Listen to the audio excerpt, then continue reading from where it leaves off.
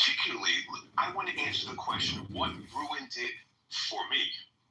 And it's not Clubhouse got ruined for me. The rooms I started attending to got ruined for me. And so the girl, there was a woman who got off mic. I don't know if she's still here, but she said it earlier, and I want to re-emphasize that. Once you start asking me for money, it ruined it. Because you have a different agenda. You have a different goal. You have a different motivation. I have a business. My little company does, in a bad year, 25 million, in a good year, 30 million. That's it. I don't ask you for money. I'm not trying to sell you my products. I'm not even finding out if you could buy my products, because I came on this app for entertainment, crowdsourcing, learning. I came on this app because I was bored during COVID. Michael up on your top right-hand corner right now. I mean, I was involved in his rooms and the Truth Seeker Tavern. I think it's as good as you want it to be if you run the rooms like you. But once you asked me for money, I was like, And I want to just go say something that Roger just said. He said he thinks America is the least racist country on the planet. I could not agree with him more. You cannot tell me a law currently in 2025 that prevents anybody in this country from doing anything. I'm a traveler. I go on planes. I go to hotels. I rent cars. I go to restaurants. I see plenty of multiculturalism everywhere I go, and there's nobody preventing anybody from doing a goddamn thing. I'm going to yield my mic. Thanks for allowing me to talk. And a great room, JB, as always. And Andy, I'm sorry, I was going to say Andy, and you know what? Some of us, because some of us have talked, Andy, myself, Mike, we've developed friendships too that have helped us in developing the crowdsourcing we've got. So it's beyond that. I mean, we don't just talk inside this app anymore. So, I think, Andy, you hit all the point. Well, let me talk about I left the room, but Rob is one of the other people that I followed, and I went to every room he was in because he was a source of great information. Again, I think you seek out what you want. I wanted information. I wanted to learn about COVID. We just got a little bit involved in it. When the President of the United States, Biden, says if you take the shot, you won't get the disease, and you won't spread it, and you won't give it to grandma. That was a lie, or that was inaccurate. I could talk about it on Facebook. I could talk about it on Twitter. But I could talk about guys like Rob and Mike and the 50 other guys I can mention off the top of my tongue. And that was the invaluableness of this app at the time. And today, you want to have a topic? You want to control it like JB does? The app is perfect. The rooms are great. JB's never asked me for a penny. I love his rooms. Thank you. I didn't know you were doing 30 million a year, so I might have not kidding, Eddie. But God bless and good for you. I just got to give some flowers because, people say, oh, you're such a good man and blah, blah, blah. Man, listen, none of this is possible without Mojo. Mojo definitely empowered me. He's my friend in real life. And we can't cultivate some good relationships. I always say, pick your tribe, don't let your tribe pick you. And don't fall for the few words that people say to get you in their circle.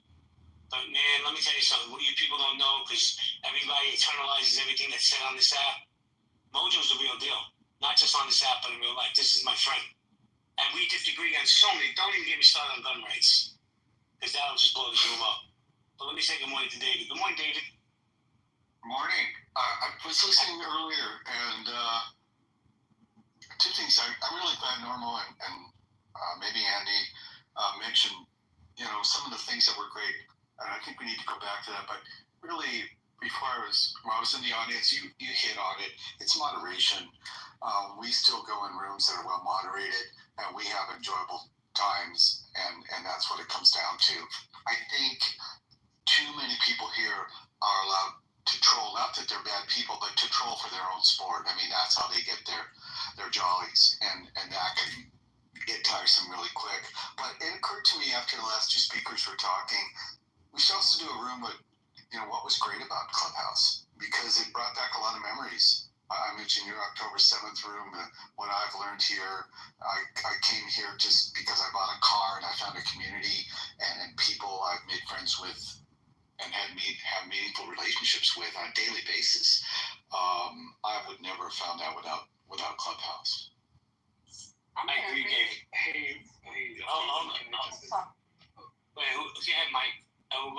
and Shay? Yeah, I think that's a great idea to talk about the great things, because it was.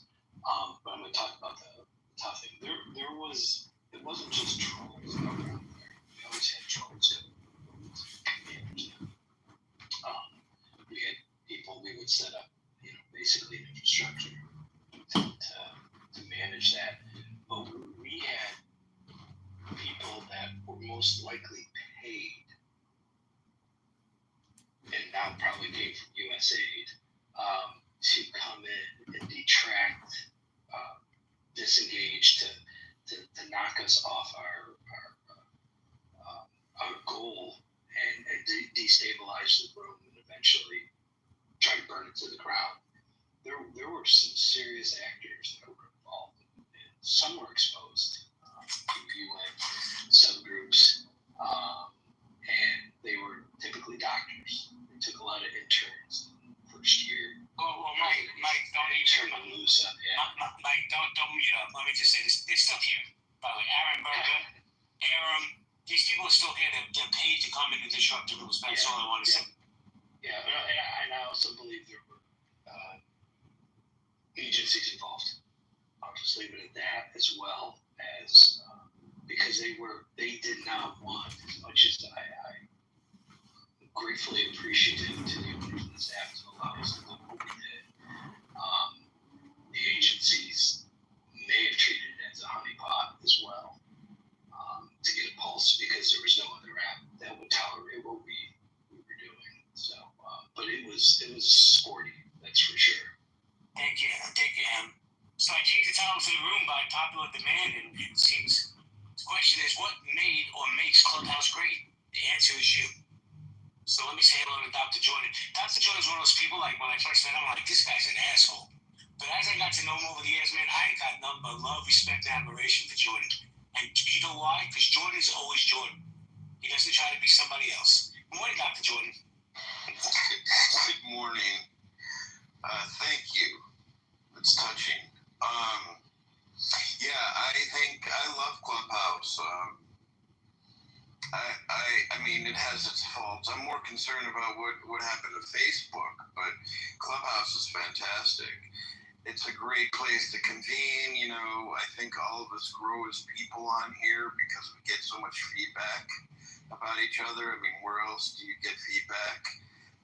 Blatant criticism. So I think it's a great app. Thank you, Jordan. David, Dr. Jordan? I haven't seen him in a couple of years. Holy cow, brother. Good. How are you? Yeah, Jordan's definitely an OG on the staff. But David, you wanted to jump in? Just real quick, I think even when some of the rooms got tedious and, we had like 3 months of what I call 3 months of Kanye here.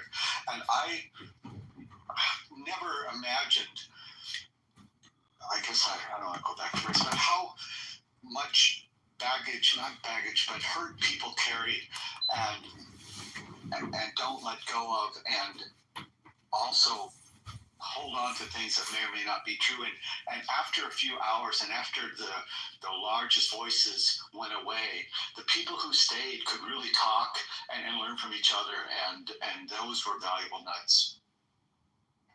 I think there's still large voice. I'm sorry, Shay, I skipped over my problems. I'm going to come to you in a second. One of the things I don't understand is I'm literally down the center when it comes to politics. I believe I am. Other people disagree with that assessment.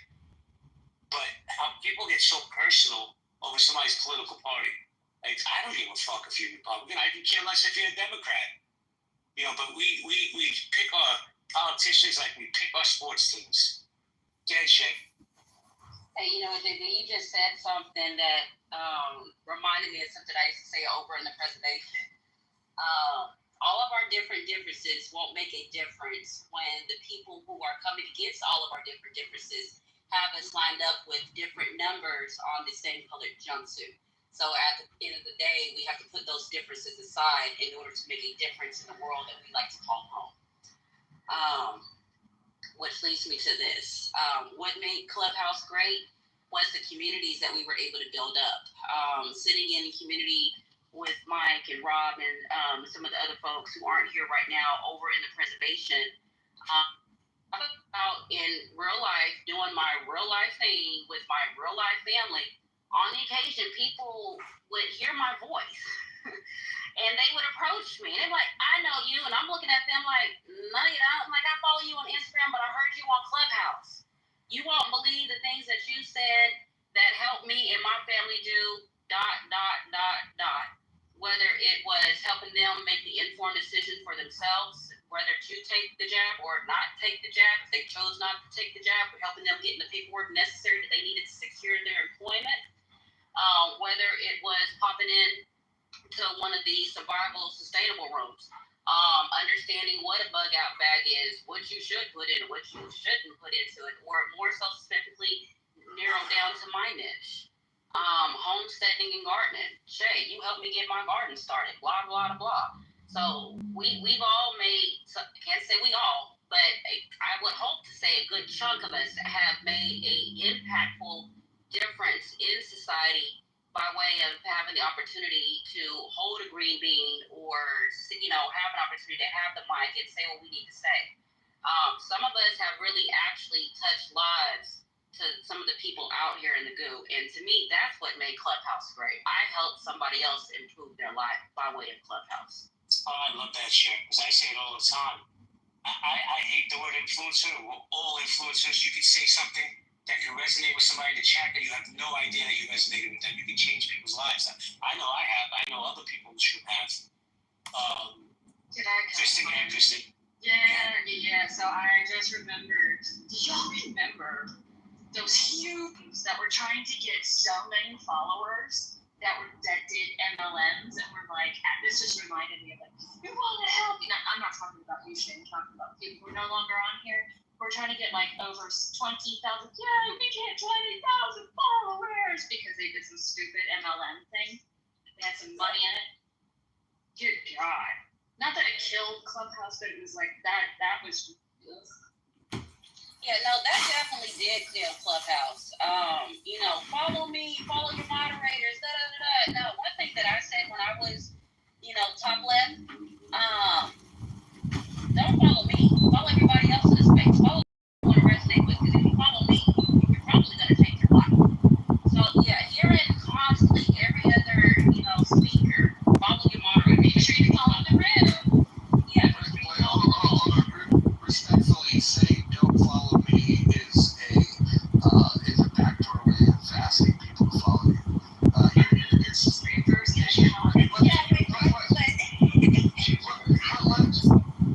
really didn't want people following me because I went into spaces that people probably be like, what the f is she doing in here? Like, I really didn't want people following me. Were you like hanging out in the BDSM rooms? What were you doing that you didn't want people following you? I can't tell you that.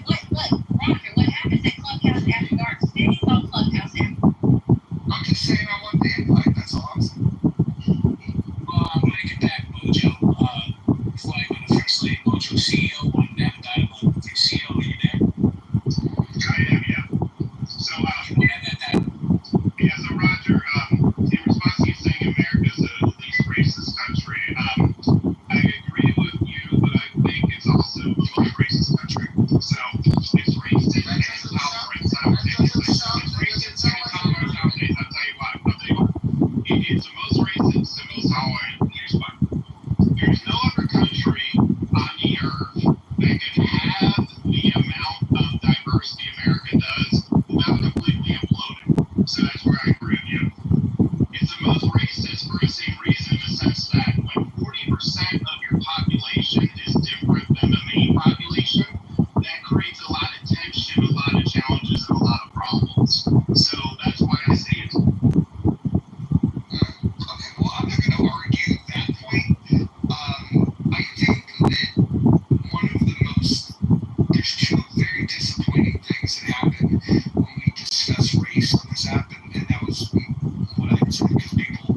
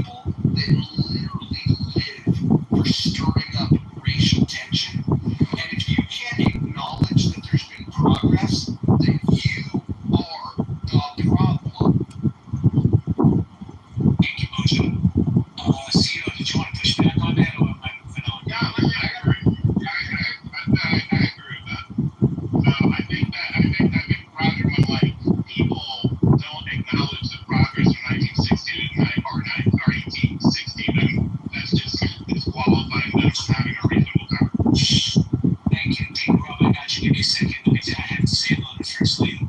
Because she's my friend and I like her. What's up, First Lady? Hey, how are you? Oh, great. So for those you don't know, Lady G, First Lady, she runs a big house called Politically Correct. Her and CEO always in there. So follow her if you want to have a great conversation. So First Lady, what makes Clubhouse great? Well, okay, obviously, you and me, right? I'm First Lady of Clubhouse. I gave my name, I gave myself that name, not Clubhouse. Anyway, yeah, what makes it great is the ability to meet so many people all across the globe. People can dial in from Kuwait, from the Middle East, from Egypt. I've met so many different people. And, what makes it great for me is being able to connect and, have conversations, spread love, spread light, spread joy. Those are the wonderful things that I enjoy about Clubhouse. And I think that is what makes it great. And in addition to that, what makes it great is continuously building community no matter where you are. The more I know about someone else, it allows me to find the empathy in conversation. I may not agree with you, but I can find why or understand or try to understand why you feel that way. And then move on, finding different perspectives of different people's thoughts. It just helps me to live a better, well-rounded, balanced life. So thank you. Thank you, First Lady. There's a few people on this app, quite a few people. I'm still trying to understand perspective 5 years later. But let me say good morning to Tomato's motto. Tomato, what's up? Hey, I'm somebody that's what Rogers. I mean, in the right room to have an in-depth discussion. And for me, Clubhouse is great because it brings together people from different economic classes that don't interact. America is very, very, very segregated based on your economic class, based on your education level. And Clubhouse is the only venue I know of where people can break those bonds and communicate personally. Thank you, Tomato. Guys, we're going to go pop us out. Grab the mic. All I ask is that you respect the one mic policy. So we're going to go pop us out.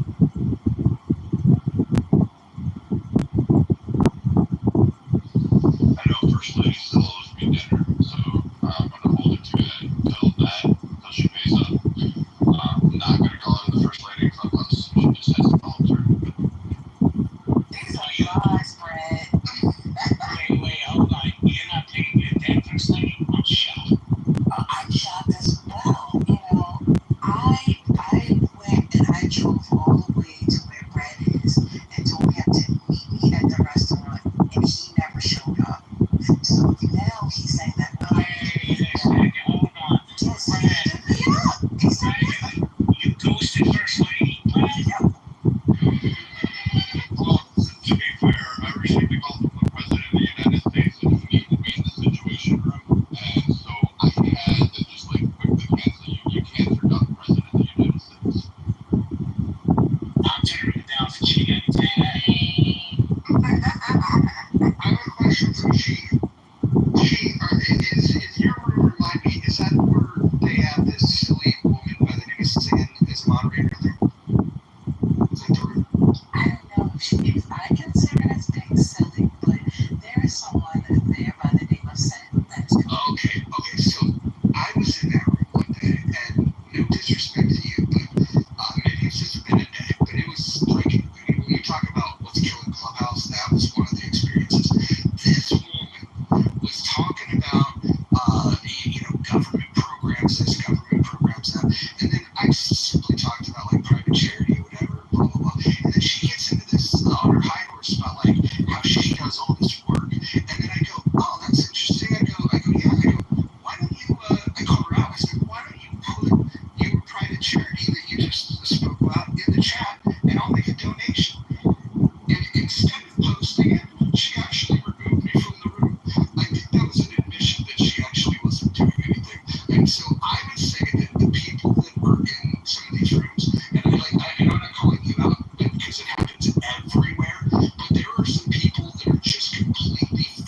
fraudulent, and they make these claims like, I'm out there doing work, I'm building community, and it's like, really?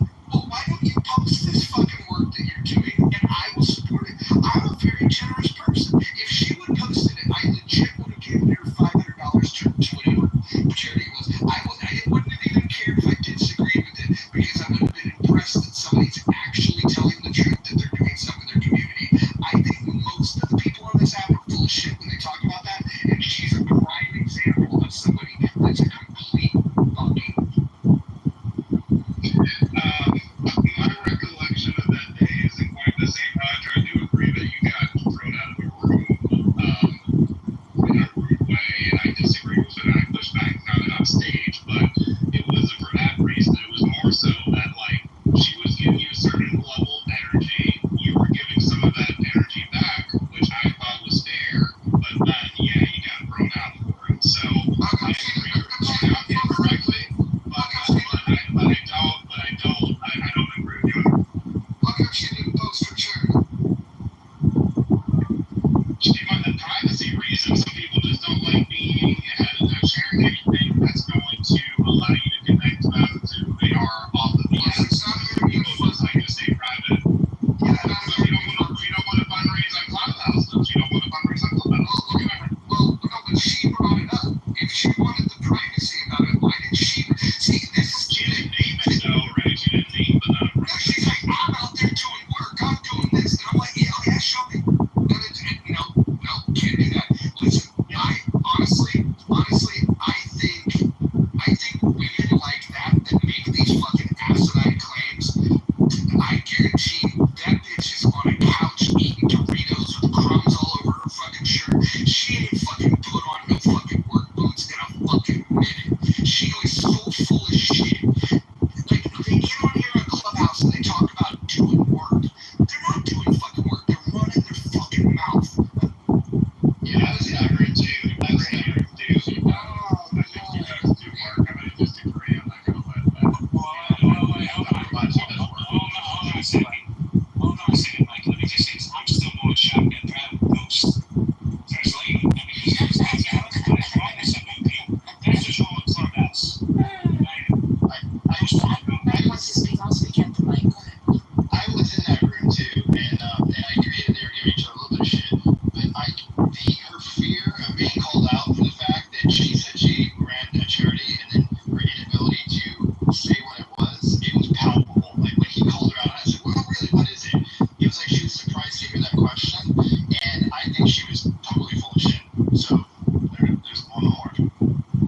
Okay, so that's the beauty of living in America. That is the beauty of Clubhouse. We all are entitled to our opinions. And just because you have an opinion, or just because you have a feeling about something, doesn't make it factual. It just means that that's your perception of it. And that's what I was speaking about just recently. Who knows why she didn't provide the information? It could have been just because it was a heated conversation leading up to that. She didn't feel trust from you. And then probably thought that you were trying to show her out. And then that's the reason why they removed you. But yeah, such is life. I don't know why you had to call her the B word and say that she eating Doritos on the couch and getting crumbs all in between. But, to each his own. Yeah, but those are words. Those aren't going to hurt anybody. I mean, like, That's the thing, bro. I mean, Mojo, words do hurt. No. I come from a generation where we had a saying that sticks and stones may break my bones, but names will never hurt me. And I think the generation that said that words are violence are part of the fucking problem. Firstly, you gave one option. Firstly, you just gave one option of why she could have been unwilling to say it. That is a possibility, right? You said opinions. Everybody has an opinion. It's true. Everybody does. But when somebody makes a claim and they're unwilling to back it up with proof, I can't give them the benefit of the doubt anymore, because there's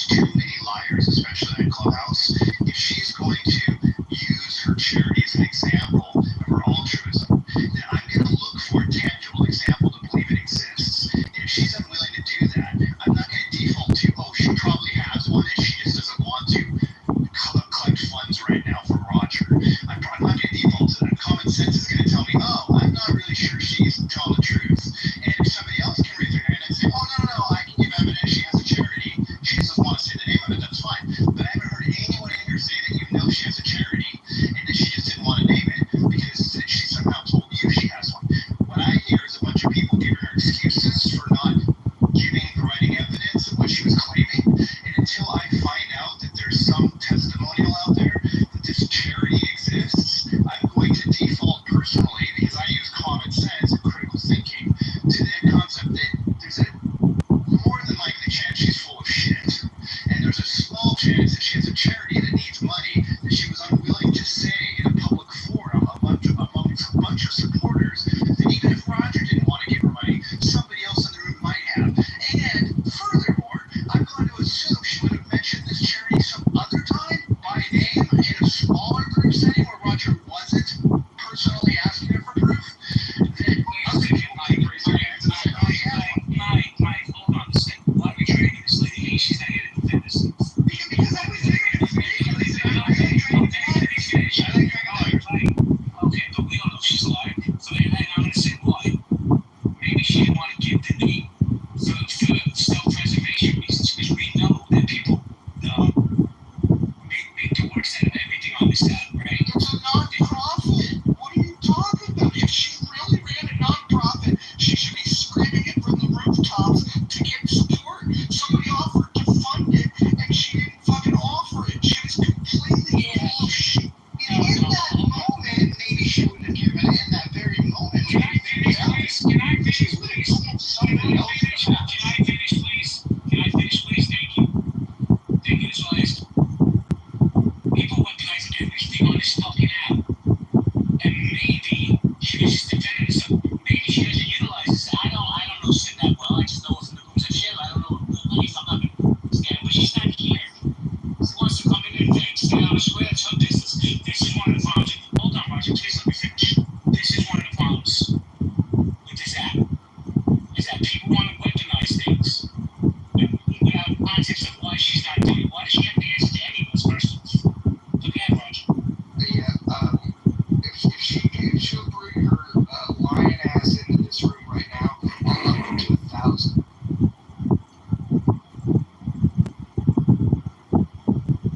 I'll kick in another 100. Okay. Wow. Brad, you want to kick it too? No, I've got burned on this app so many times with charities. There was a woman who had breast cancer that was losing her house, and I gave several thousand to that one. Let's see, what was the other one? Oh yeah, that turned out to be fake. Don't forget the African also. Oh yeah, I mean, I do find it odd. I will say this: I find it odd that somebody would promote a charity, considering the number of fucking charities and foundations that have been asked for, the amount of money that has gone, including a woman who said her son was missing on the app and he was kidnapped or something along those lines, and they were raising funds to help get private detectives. I kicked in for that one. I felt terrible because as a parent, I would burn the world down to find my kids. There would be no one safe in the entire world. Friend, family, it wouldn't matter until I found my kids. So, I couldn't imagine the pain that I was going through. Brad, I kicked it to that one too. Yeah, and I mean, whenever I hear a charity now, and I have to hand it off to KK, she made me promise that if I ever give anybody money on this app, I have to match that amount to her equally, because she'll give it to a charity she runs. And I'm kind of like, all right, and I kind of pulled back. We've helped out a lot of people that have bought wheelchairs, paid for an organ transplant. Like, I know a lot of you don't know much about that, but there's a lot of fees and transportation. I fucking donated thousands of dollars to that, and that woman was at least relieved. She was getting service, and she was so grateful, and she posted everything and her recovery and all that stuff. It was fantastic, and like hats off to it. But there's just been a lot of fucking big charities, big GoFundMe's, like whatever it is. I'm just kind of weary now. I'm with everybody else. I don't agree with Mike often. I agree with him in this sense. I think it's just our experience at Clubman. Let me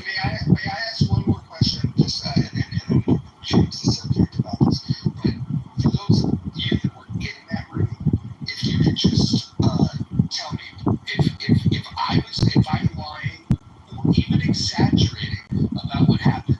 Call me out on that. And if I was telling it 100% how it happened, go ahead and indicate that too. Be honest.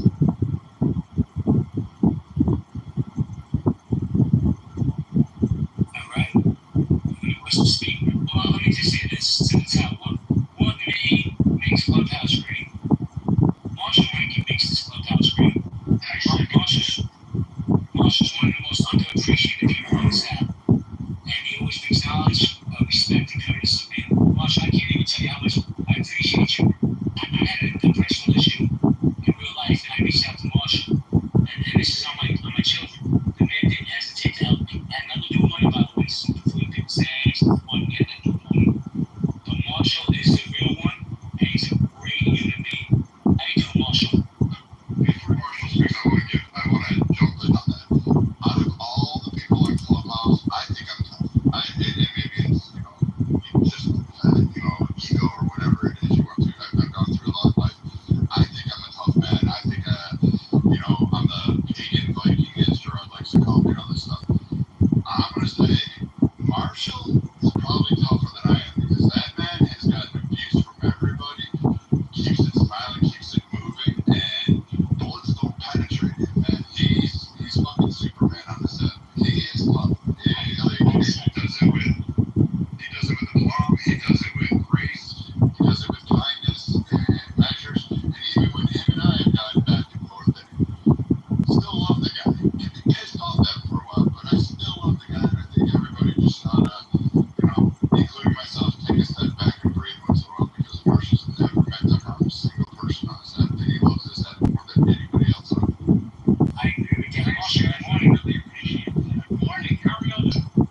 You're here to do something, right? Do you want to chime in on what makes Clubhouse great?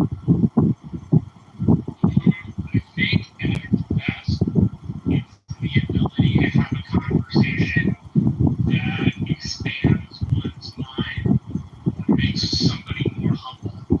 And it's worse if it makes like Montel Williams, right?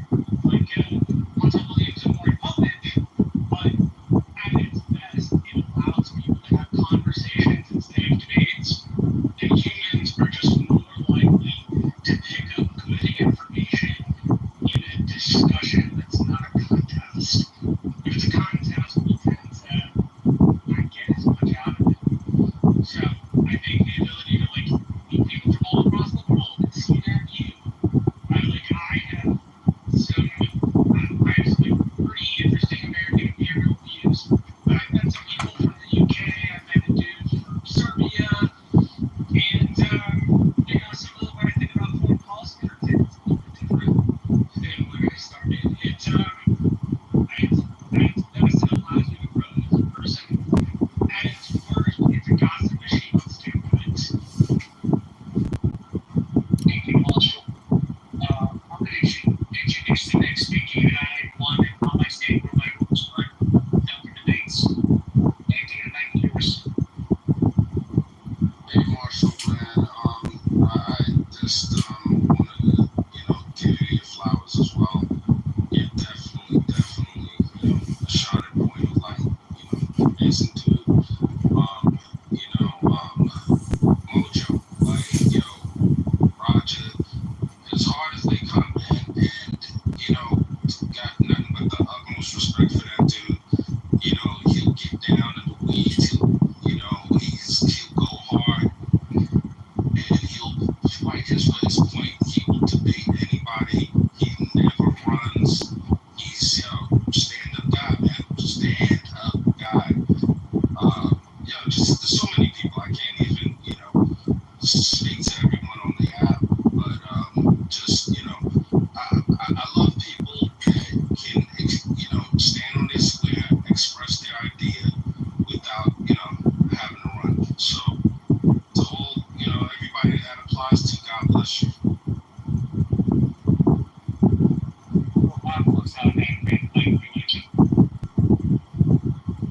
I want to say something to Anthony. And I don't think I've ever said out loud, but there is a lot of people on this app that have opinions that don't fit a popular narrative, whether it's for the room it's for the app, whether it's society at large, Anthony is probably the most consistent person that I've heard on this app. That doesn't mean I agree with everything. He and I have argued about a lot of shit, but I appreciate consistency. That's when you can test conviction, is when somebody is consistent. They don't code switch depending on what rooms they're in. Anthony has a narrative that infuriates people, and it would be very easy if he wanted to make friends to just he could cut the corners off of it and make it a little like easier for people to digest, and he just speaks his mind. And like again, I think he's wrong about some things, but I really do appreciate people like Anthony, and I hope he continues to do that on and off. Hey, Mocho, I got to go here. I'm going to pick up the dog for the crew. You want to keep it open? Yeah, let's keep it open for me. I'm going to go a little later today. I'm going to be driving some supercars, so I won't be on here all day today, but yeah, we can keep it going. All right, catch you guys later.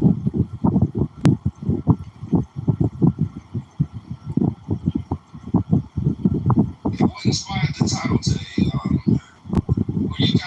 Was anybody in that room yesterday to debate the news room? And it got pretty big. Well, I'll walk into the history of it. So, a couple of days ago, Lou Fax, who I think is one of the best moderators this app has ever had, he ran a room talking about, Clubhouse reunion, and some people returned to it.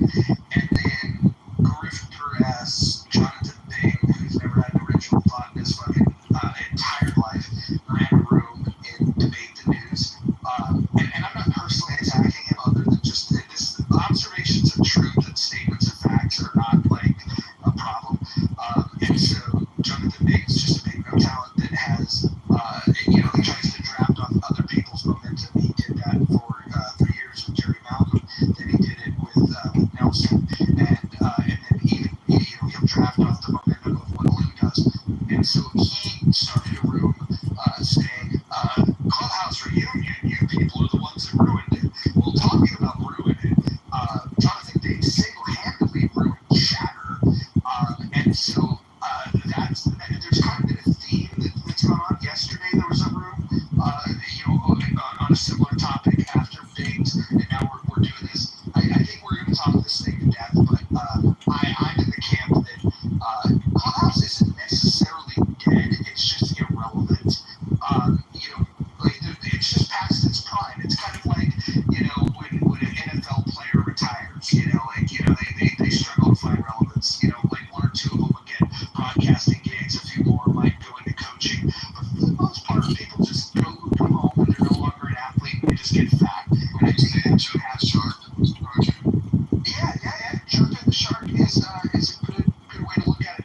Although I think I would re-examine the old Jumping the Shark thing. People say that Happy Days went downhill because of Fonzie, on water skis jumping over the shark. But I would submit that when Richie Cunningham left, Ron Howard left the show, that's when the show went to hell. And the Jumping the Shark episode was not the worst Happy Days episode.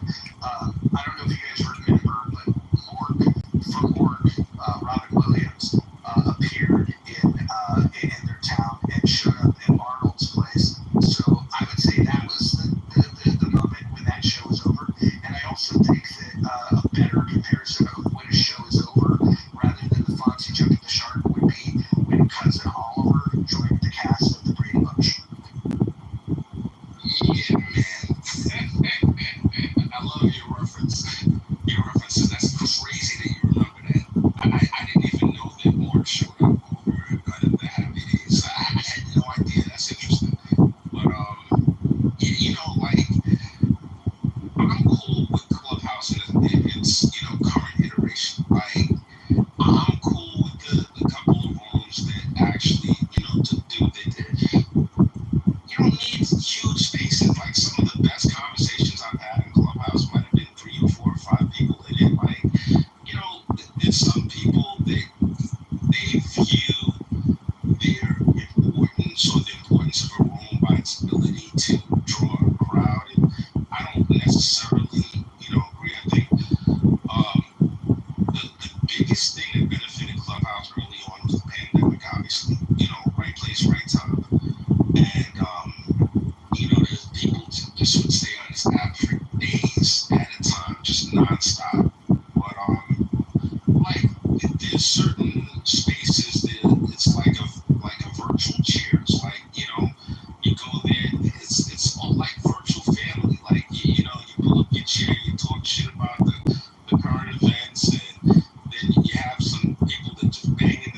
So, Anthony, let me engage with you on this because you said something really important, and I want to admit to something.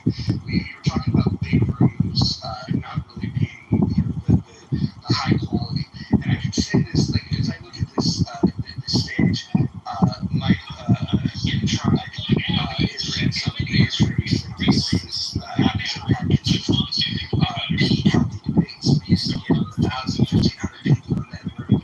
At Peak Anti-Preservation, also would do those numbers on a consistent basis. In fact, when you had the numbers to support that. And I will say that when they start piling in, there's a feeling as a moderator where you start thinking like, oh man, the room's popping. And then what you do is you optimize for the size of the room. And as a moderator, I think that when you are optimizing for size of the room, the quality wasn't as good. And I think over time you start recognizing that, like, what are we doing here? And then you start making some pivots. And I think that Intronic would probably agree with me on this, is that if you stay true to the topic and just have a format, whatever it might be, you might have popcorn style, you might PTR order, just even these terms, right, that we use.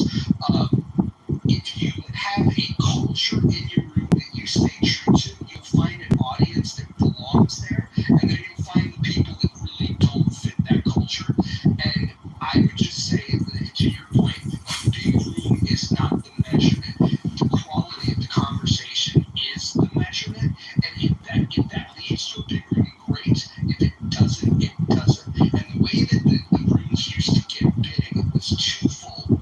One of them was if you were saying zany shit, or if there was an argument, people would ping their friends. That was one of the things. The other thing was they used to have people that had a gazillion followers. So back in Healthy Debates, if Eric Weinstein thought the conversation was interesting and he decided to join the stage, boom, instantly 800 people would join the room the moment he starts speaking, because it was a signal to everybody.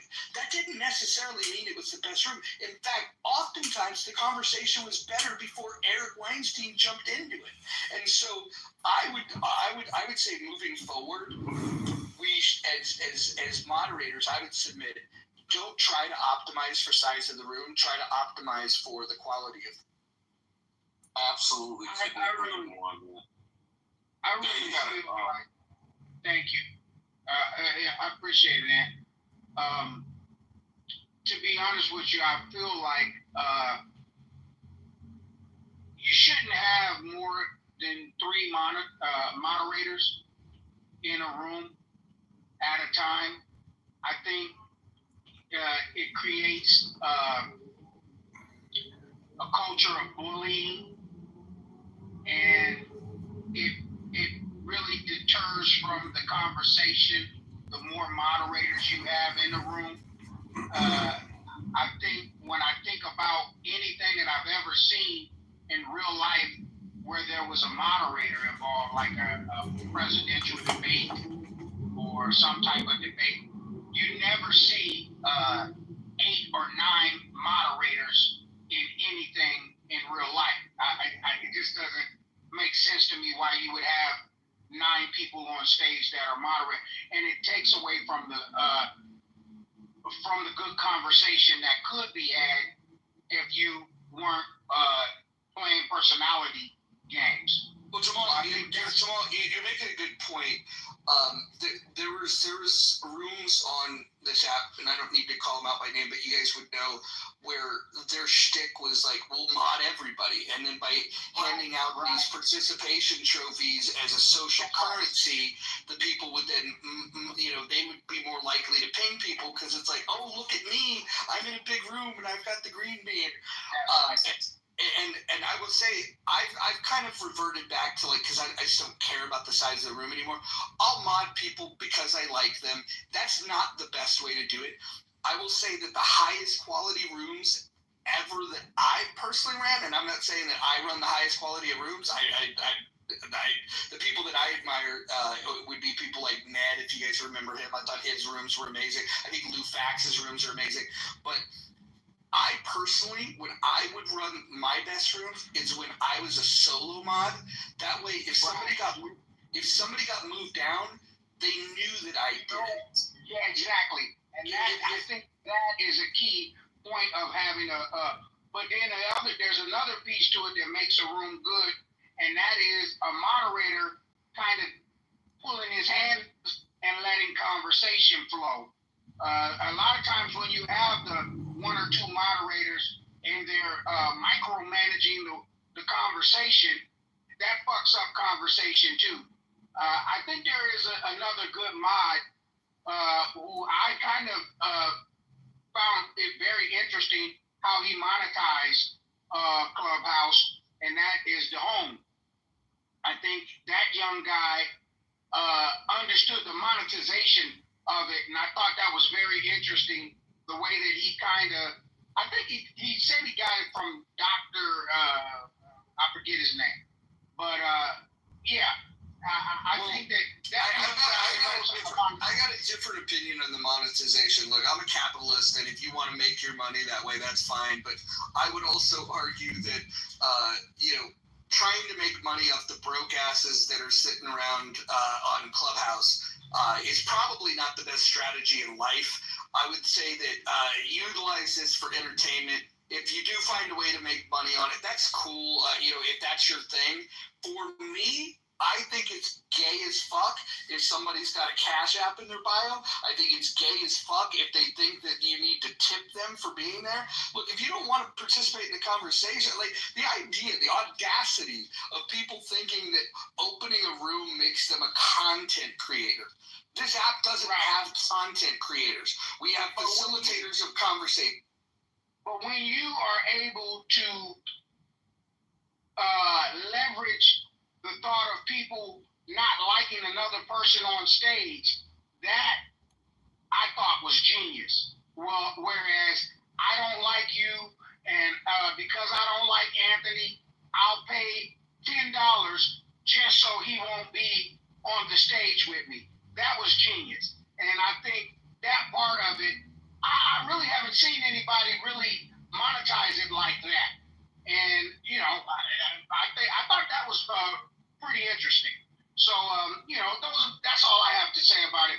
But I don't mind where we're at right now with Clubhouse. I think that the conversations and the people's mindset needs to kind of expand a little bit. I'll land it right there. I think landing plane is the best part of Clubhouse.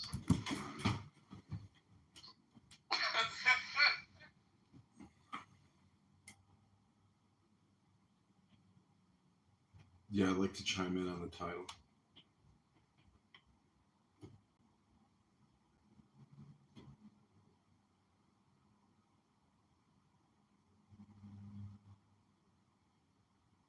Was the person that came up with the saying, "You're in the Matrix," which yes, it's the most disingenuous.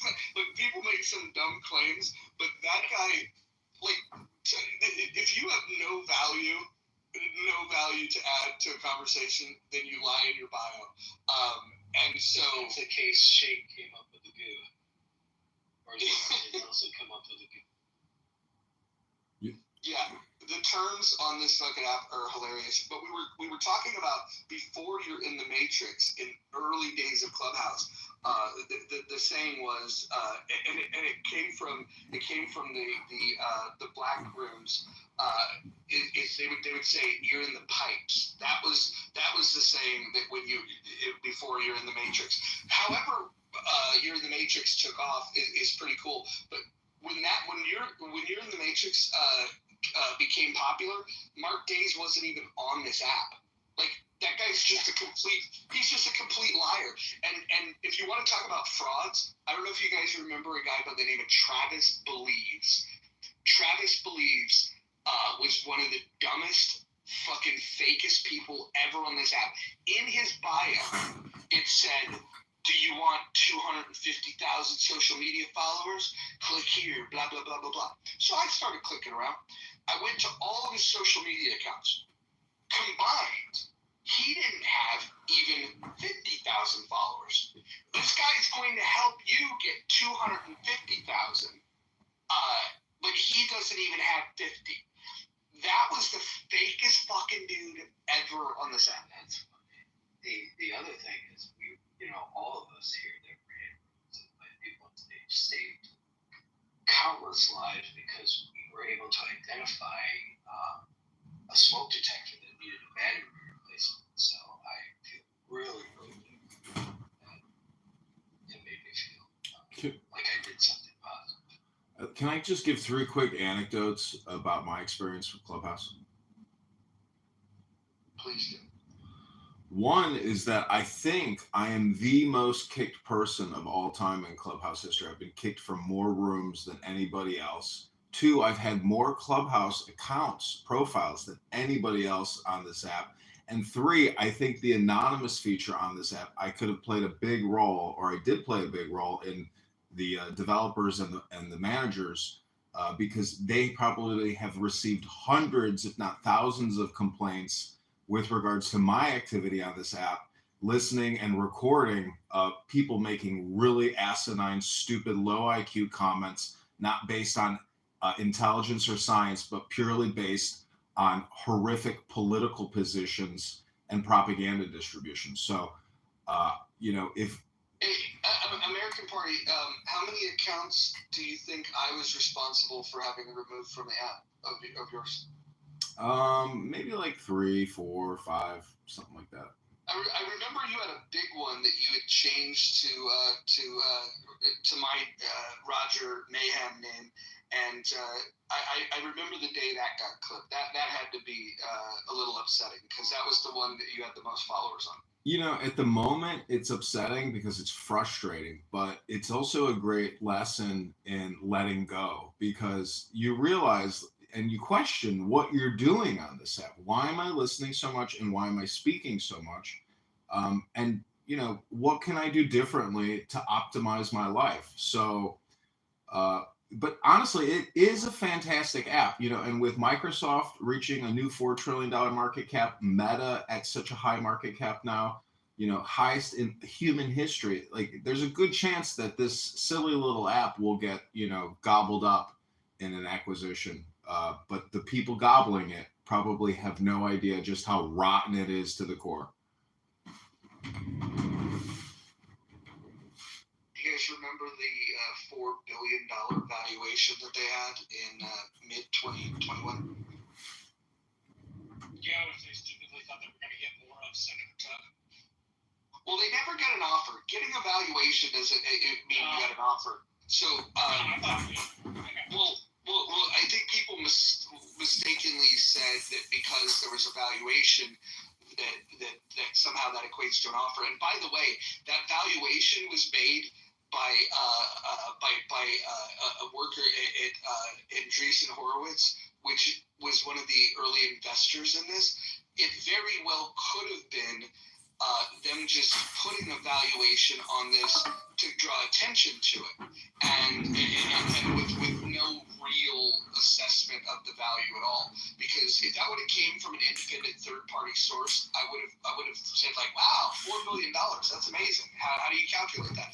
But because it came from Andreessen Horowitz, who led the financial investing of this app, I think you do have to kind of take that with a pinch of salt. Yeah, that makes sense.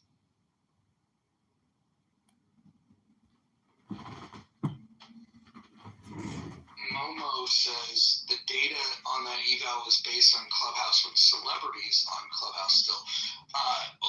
I think that would have led, if they would have looked at the celebrity experience on here, that would have led to a very low valuation, because when the celebrities were on here, they didn't fare very well.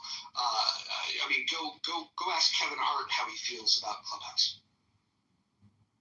Kevin Hart got really cool with Clubhouse. Are you kidding? That is hilarious. That's like the funniest thing I've heard all day. When a comedian gets packed up by normies that are just in a room shooting the shit, that's when you realize the power of Clubhouse. These rooms right here, it democratizes, your ability to join a conversation. Comedians, when they're on a stage and the light is on them and they have the microphone, they're really good at handling hecklers. But when they don't have the microphone exclusively and they don't have the light shined on them exclusively, all of a sudden they become very human. And it's amazing that the people in a room, of average or below average intelligence, rip that guy to shreds, and he's never come back. I have some Amber Rose recordings that did pretty well from this app. And if you listen to what Amber Rose says, not only is it insanely stupid, but it's racist and it's funny. But the Amber Rose recordings that I have and the shit that she would say was like cringe and incredibly stupid, but still fun nonetheless. And then sure enough, you see her in the Trump election campaign with her big forehead tattoo, and Amber Rose is endorsing Trump. It's a small world.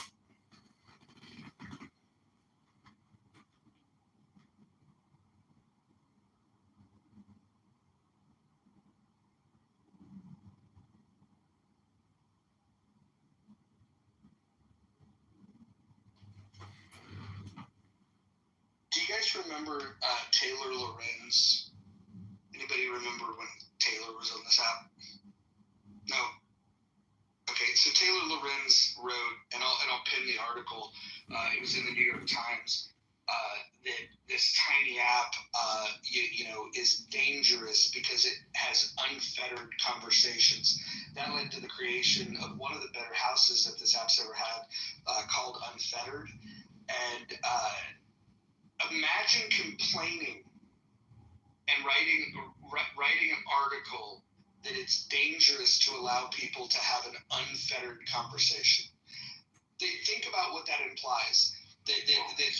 It's just amazing. I'll post the article so you guys can check it out. Yeah, please do. Oh, I was called matchmaker amongst others that I know because of, we would do days and days and days of just advocacy for writing exemptions to the things they provided with the verbiage, everything they needed, affidavits to require their employers to sign. Their HR directors on notice, things like that. Yeah, that's scary. And Michael, one point, I don't know if you got a chance, I texted you, I don't know if you got a chance to bring up the point. People talk about the U.S. being racist. I think the difference between the U.S., because I'm one of the people like Andy, I've had the ability to travel all over the world. I think the difference between the U.S. and other countries is, do we have issues? I think everybody's got issues. When you've got as many people, in countries, you're going to have issues that you've got. I think the main thing is that our ability to have open speech is something that we just don't understand that in other countries is not always there. Having traveled to other countries, including ones that are very locked down, people want to talk. And you'll find that the majority of people outside of the controlling entities in that country want the same thing we want. Everybody wants the same thing. I mean, they want to just be able to live their life, have their children grow up healthy and happy, and have, a path forward for success. It's amazing when you see that. But when you come to the U.S. and you find, there's this discord. Well, the discord's there because we can talk openly. And you look at some of the discord nowadays, it can be very minor stuff that creates the discord. Where I think you need long term. I think we're in such a great position that we're now arguing over smaller things and not should people be allowed to be in chapels, right? I mean, we're beyond, I think, some of those now. Does some of that still occur, especially when we're talking about things that with the kid networks and things that we've gone after? Totally understand that, but we're now open enough that I think enough people are trying to resolve those problems that I don't think you're going to see as much of the 50-50 divide. I think the divides are a lot less minor. I don't know if I rambled too much, or if that makes sense. No, I think we're more divided than ever because of social media and government feeds to the divisiveness. But what you said is so important. There's no First Amendment in Canada. I mean, podcasters and people broadcasting have been taken down by misgendering someone. And we forget what we have. People getting... Hold on, real quick, Rob, real quick. The term misgendering somebody, like calling them by the gender in which they were born is now a crime, and then we call that misgendering. Rob, go ahead. I was just going to say, look at the people in the UK.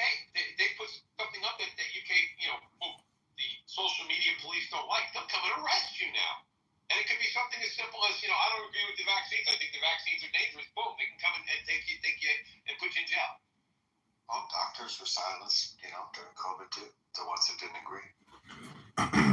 Well, if you bring up COVID-19 vaccine as a conspiracy theory or anything controversial or critical of it, you are labeled a conspiracy theorist immediately by everybody on this app still. So to me, that is extremely frustrating. You couldn't say that on Facebook. So if I'm a YouTube publisher and I had to undergo a medical misinformation policy training. Not only do they inform you about the COVID-19 vaccines, but they press you on Plan B. You're not allowed to talk about mifepristone. I love history. Fuck America. Anyways, my point is the merger between big tech and platforms and big pharma, big medicine, big insurance. It's there. You can't be critical of medical information, but the fact is that Fauci, Bill Gates, and a dozen other people, I mean, they are really complicit, in my opinion, in pushing out bad science, fake news, misinformation, and has created disastrous health outcomes for millions and millions of people. What pisses me off when we start to go back and look at the pandemic, what really truly pisses me off to the extent, and I'm guilty of it, so everybody in this room, everybody in the United States is guilty of it, and pretty much around the globe, if you're going to cite your moral, stance there. The fact that we allow the United States government to infringe on your religious freedoms. Many of you belong to a faith. Many of you are very religious. You go into rooms and say people like me are going to hell, and you'll say even some of the idiot last night we need a court. Brad, that might be true, respectfully. Yeah, probably. I'll bring marshmallows. We'll have s'mores and bourbon. But the whole idea that we allowed this infringement, and then we watched it on CNN. We watched a demographic get targeted by police by a New York City mayor, our biggest and most prominent and powerful city in our entire country. We watched them target Jewish religious event, and we sat back. We watched ministers get arrested, fined, shut down. We watched small businesses, our friends who had stores that were running. We watched them in gyms. We watched them get shut down and lose their incomes and still have to recover. We watched people lose their homes because they were told they weren't essential, they couldn't work, and they couldn't be a product of society, which is also a whole separate argument.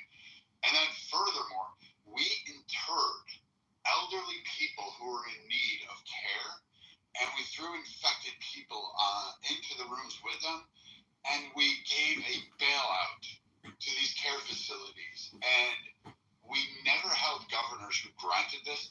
We never held the mismanagement, and we've never once, from Fauci on down, took any of these policies and said, hold the fuck on.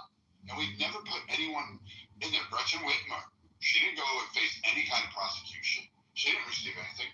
Several thousand died under her care, under her watch, and she didn't advocate for that. And Trump is guilty of this. He had a DOJ. He could have went and said, hey, you can't imprison elderly people for being sick. You can't deny them their families. Families couldn't come collect their grandparents and their mothers and fathers. And we allowed this, particularly across 5 fucking states. This wasn't insignificant. And no one has ever said that we won't do it again. And we're all guilty of it because the government went and said, fuck your Constitution, and showed that they had not only the capability, the propaganda, but the mindset to go ahead that your freedom of speech, the freedoms that everybody expresses here, your human rights, that they could go ahead and just remove that, and they would face no consequences. And then you have people like the progressive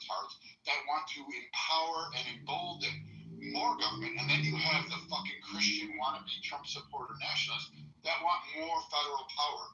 And nobody's learned their lesson from this pandemic. And that's what kills me the most about this. Aside from the pharmaceutical thing, that's a whole separate topic. But we still haven't held our government accountable for the actions they took.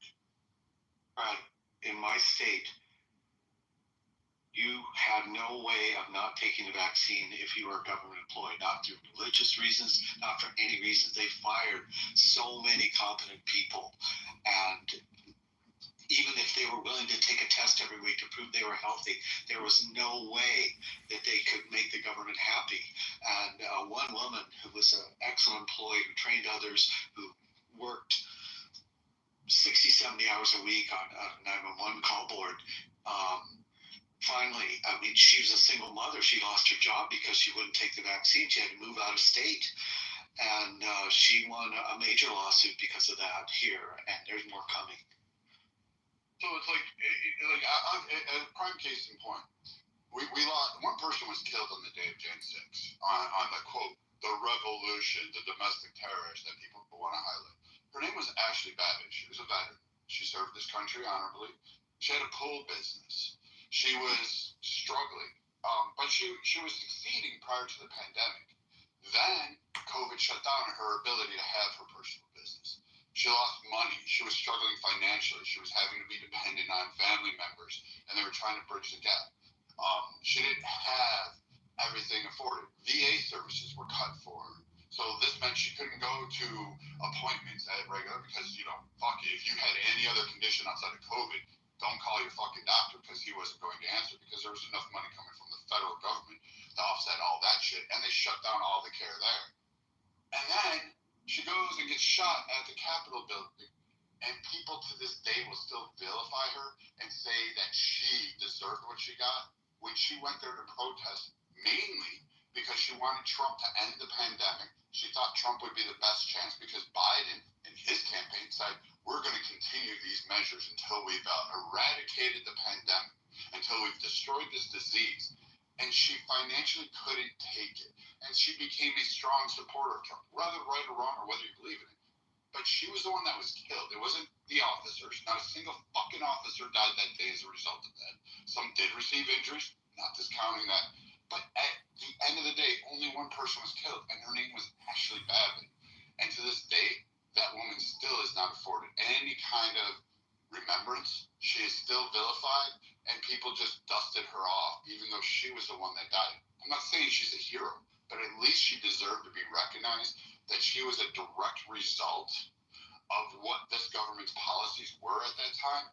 And what we failed to recognize is that we as a nation killed her. We allowed that to happen to one of our Americans to the point where she felt she had no choice but to go protest at that place. And to be further frank, she wasn't even the one trying to actually do any harm to the officers. She was actually there trying to help. She was trying to block things. That's what many of the people around her stated. And we never even held the Capitol Police who fired the shot, the only shot fired that day. The only guy to discharge his weapon. Nothing happened. He was held as a hero.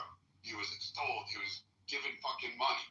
And we still to this day will not acknowledge that. And we face accountability as Americans. We let our kids down because we allowed the government to be able to seize that power. And if you think they won't in the future, they will again. I emphasize again, it is free to join my community. The stocks I share are also free. The techniques and strategies. We were frank that day. I had a question. Honestly, I don't feel like telling my story again because I did so many times in the past.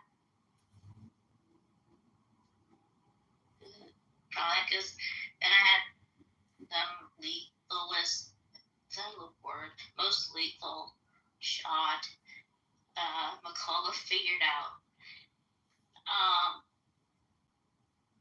I didn't report because I found out that as soon as you do that in the Bayers, the government can go in and then go into your medical records. Not that I don't care. I just don't want that. And then there's plenty of other people doing it. And all of mine were legit.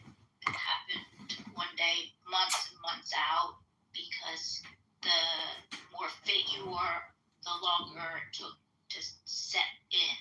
And then they figured this out with like sisters and twins and stuff. And then the less like in shape, they would get sick or maybe die faster. And one day I woke up not looked like there was another person growing on me, and I didn't have a head because you couldn't lift it. And I went to my PCP, and What the fuck are you talking about? I'm trying to say, ask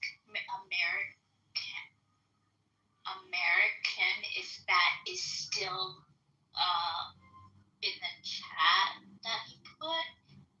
The coronavirus aid relief economics, is that still going for people that had legitimate illnesses from the poison put in them? That's what I'm talking.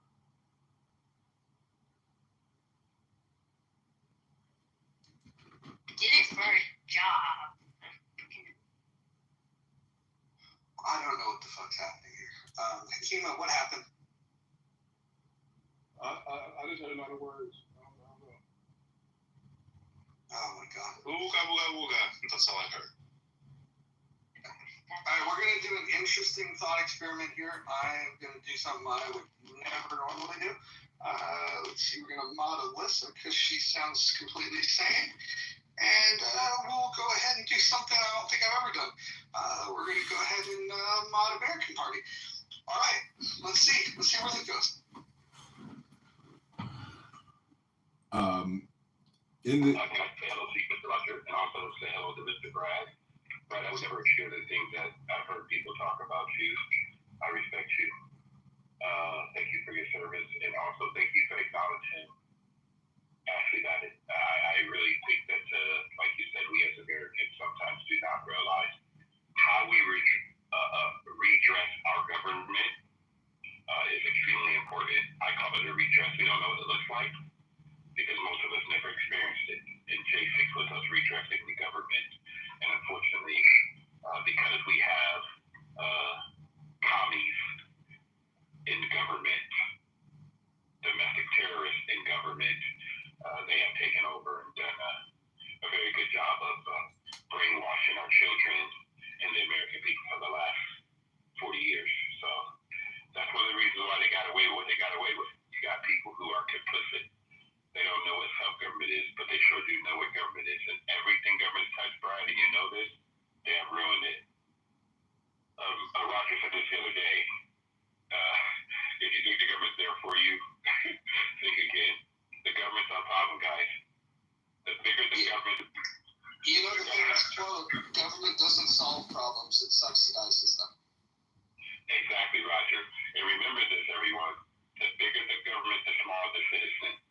The bigger the citizen, the smaller the government. Take back your own personal self-government and stop allowing people within your world who do not live in your home to control your life. Thanks, Brad, again for saluting the only person that actually died on behalf of the American people, Ashley Babbitt.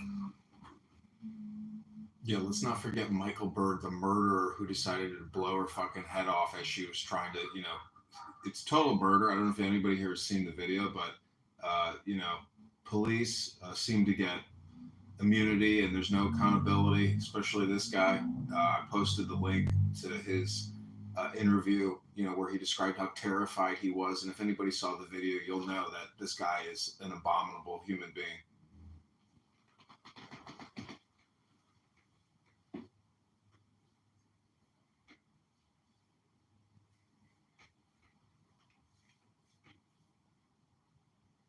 Hey, Roger, what made or makes Clubhouse great is people like you, people like Brad, people who come and just share who they are as individuals. If I met you guys in person, I would respect you guys just for being whatever principles you guys stand on, you stand on them. And I think that a lot of people, unfortunately, don't do that today. They don't stand for anything. They have zero principles. What's on the inside of us as Americans? Like I tell, especially, like I said, I lost my black card, guys. But Brad said the other day, I tell foundational black Americans, quote unquote, that America already has a foundation. We should adhere to our three documents: the Constitution, the Bill of Rights, and Declaration of Independence. Limited government. No one owes anybody anything. We are not a perfect union. We're trying to become a more perfect union. I don't know if you heard last night, but we got an interesting discussion from Bima, who is an anarchist, but she failed to really describe what her new government and new simulation or situation would look like. So when you say we need limited government, and the bigger the person, the smaller the government, or the larger we, the people, the smaller the government, which is acting as a parasite, and we are the host. I mean, we want to diminish the size of this parasitic infection, which is sucking we, the people, dry. So, Edward, if you were, the president or the king of America, what would you do for we, the people? First, I would tell the we, the people, that they're responsible for the outcome of their own lives. And obviously, if we go back to community, I would let them know that whatever they need in their local community, what they need locally, they have the ability to elect their local officials that represent them, and they can hold them accountable. Accountability is important, guys, and I don't know what's happening in the United States. We hold zero people accountable. Here in California, they let you, well, thank God we passed Assembly Bill 36, where you can no longer just walk in the store and take up to $995, and they call it a misdemeanor. They don't realize these people who own these supermarkets and these stores actually are business owners. They're trying to take care of their own family. And any form of shrinkage hurts them. But we got smash and grab and young people out here because it's just no boundaries. So it's pretty sad. So as king of my own life, as king of my own world, I would tell people, be responsible for your own behavior. And if someone in America wants to reach out and help you when you make a morally bad decision, or you fall, or you lose your job, let's do that locally. Let's help each other locally. And let's get the government out of our pocket. That's my thought there, America. And also, you have more power as an individual than you actually think. I mean, it takes one clot to cause a heart attack, just one little anomaly. And it takes time, and it takes a lot of effort. It's like having a second job, but it can be done.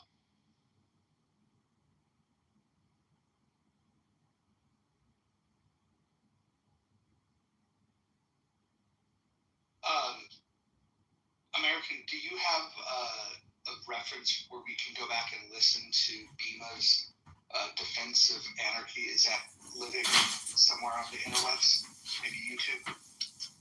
Yeah, I've live streamed that. Oh, it's on my YouTubes. Okay, I'm gonna go find that and edit it down to her lecture on anarchy. It's amazing. See, the problem. Sorry about that, guy.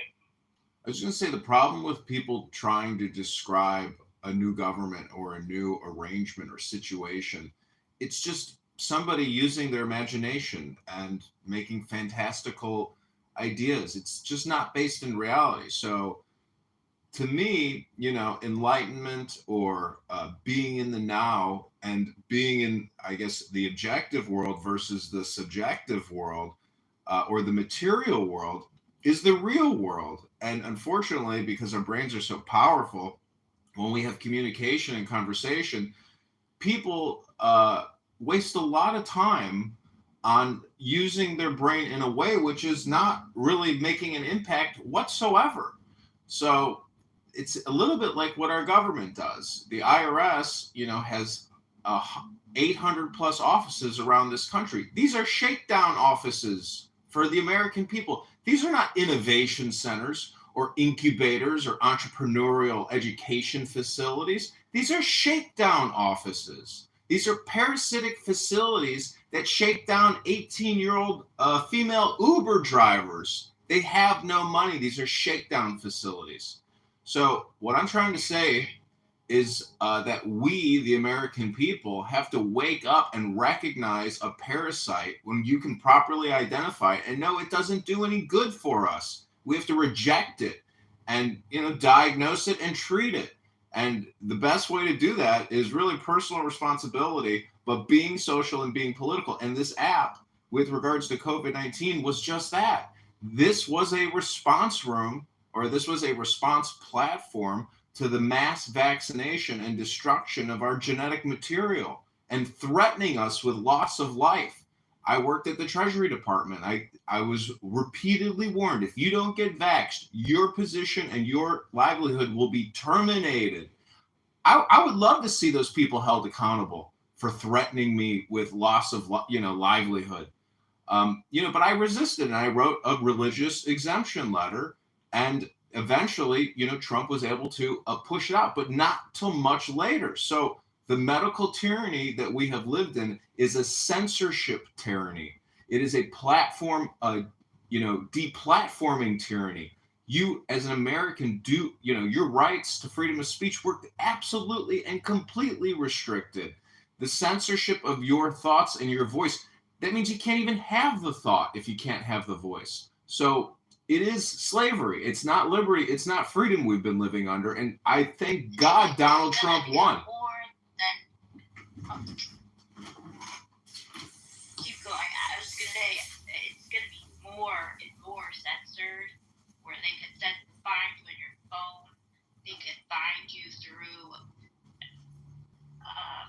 just any sort of EMF device anywhere that's on you. And I couldn't write them down, but I got half of them, and they're the largest corporations that are already working under this tyranny. This company, I won't say, CBS, Target, Apple, NBC, Shell, and McDonald's. And just say, I know that they aren't going to be happy. They won't be happy if they find people that are against their plan. But they don't go to say what they'll do to them. Private businesses can't do much other than not give you the goods, or you use their marketing to say bad shit about you. The thing people will end up needing to do is classically American. They will need to sue for their rights. And the best way to probably do that would be to recruit somebody who can pay to file a lawsuit. Technically, it's called lawsuit shopping. But that's how you get the questions answered. You put them before the court either goes, yeah, you're right about that. Or no, you're totally bullshit about that. Marshall, the only politicians have told me the only people they're afraid of is lawyers. I mean, I politicians told me they were afraid of other stuff, but more like, I feel your point. I don't think you do. I don't want to make anyone think I'm more weird than I already are. So, trust me, you're among friends. I am weird too. Let me have a little fun here. It's gonna get worse, guys. Especially when they're hyping up this celestial body that's coming into our universe. It's gonna shadow Mars in November. That's when it's gonna get interesting. How does a solar body shooting by Mars affect us? Other than they've all Main Street stuff I don't follow is already hyped up. I swear this thing that is moving is not an asteroid. It is some controlled thing that's 7 kilometers wide. It doesn't move like an asteroid, and they're waiting to see when it gets around Mars. If it follows the orbital plane of Mars,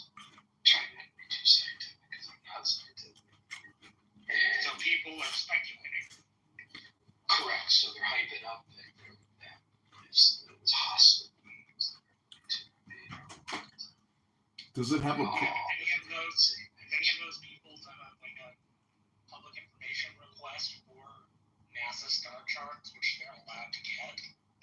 Well, hold on.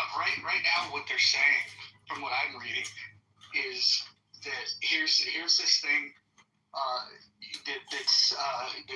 that's heading this way, that's normal, but then there's this thing following it that they can't put their finger on, and so how they're going to weaponize this, I don't know, but the closer it gets, the better view we'll get at it, and the harder it's going to be for them to justify the scare tactics.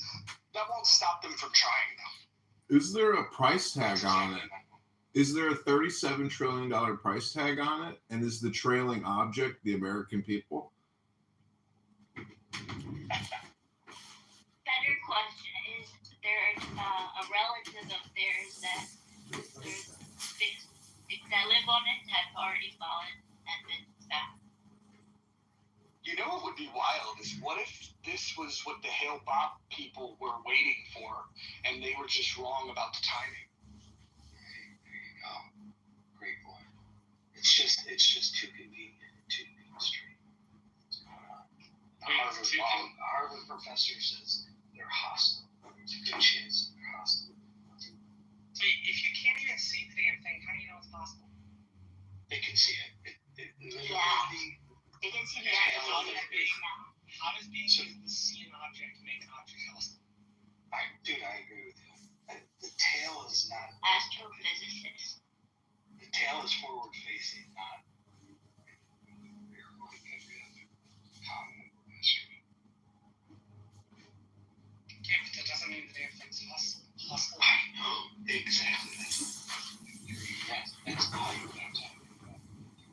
Listen, your local congressman, your local senator is more of a danger to your personal life and your future children's livelihood than an astral object in outer space. It's your senators and your congresspeople and the Federal Reserve that pose the biggest threat to your future liberty and your liberty right now. American, your city council and your governor affects your life more on a daily basis than any of that shit. Okay, well, in the chat, I put links to the HEROES Act and the CARES Act. That was over $5.5 trillion in debt created by senators and congresspeople. What was the ROI on that? Do you ever hear a forensic accounting or cost benefits analysis of former acts and all the trillions of dollars in spending? No, you just give it away. You give it to your lobbyist friends on K Street for Pfizer, Moderna, J&J, Google, every major corporation, Comcast, AT&T, Verizon, AstraZeneca, every single major corporation made out great. And you got a $1,200 stimulus check that they took back from you a couple of years later. So I again tell you, your local Congress and your local senator poses a bigger threat to your liberty and well-being now and in the future than an astral object, which is a clickbait fucking article, people. Wake the fuck up, my fellow Americans. This is a clickbait article. Yeah, what we spend a year is far more important than an asteroid that has a weird tail. Going to the moon is probably more important than worrying about an asteroid with a weird tail.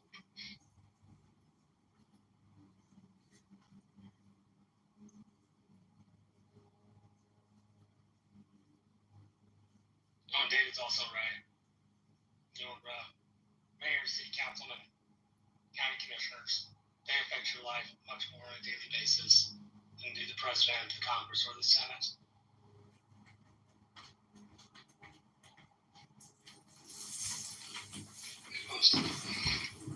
I don't know what to tell you, but your Congress and your senator creates the debt with the Federal Reserve, and your local governor or your local mayor, they are the parasites on the bigger parasites, the little fleas on the bigger fleas. So when you sit here and say, "Oh, it's just your local politics you need to be worried about," that's not true. It's your congressperson and your senator. That's what Marshall and you just said. Am I mistaken? No, we didn't say solely. We were saying on a daily basis, the guy who changes the rules to run my business, the guy who makes the traffic laws, the guy who decides how my state runs and what new taxes they're going to enact, affect my life on a daily basis more than anything else. On a daily basis. Yeah, I mean, it's a big non-controversial statement. The government closest to Breaking up, Marshall. the government you have the most effect on. And when 25% of the people only vote in those elections, what do you expect? People need to take back their government, and they don't.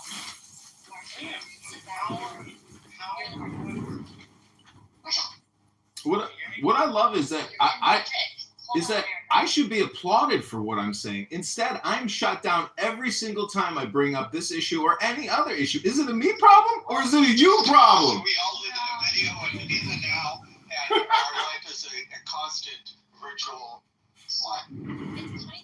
It's not what you're saying, it's how you're saying it. Oh, it's how I'm saying it. You don't like how I say it, but you enjoy what I'm saying. Got it. Thank you very little. It's not about enjoying. You do have it. Got it. Thank you very little. And it is very valuable. Who posted that? So, yay, but you are also speaking in a condescending tone that is annoying after about 30 seconds. I'm not worried about the condescending tone. I'm worried about the level of government. My point and David's point is the government you can affect most is the ones that have the most effect on your life. Don't get me wrong in that. Congress, in the passage of the Big Beautiful Bill, they affected just about every state of the nation with an air traffic control system, for example, because they're going to update it. I'm not saying Congress can't affect you. I'm saying most people in their daily lives are far more likely to run into their local or state government rather than their federal government. Their federal government is more ethereal. It's more in the sky kind of thing. Your local government is very much in your face. So you are right in that you do need to contact your congressman and you do need to, try to get them back in on a leash. But you're wrong that the area where you have the most impact. They're not the area where you have the most impact. The area you have the most impact is your school board and local commissioner and local mayor races.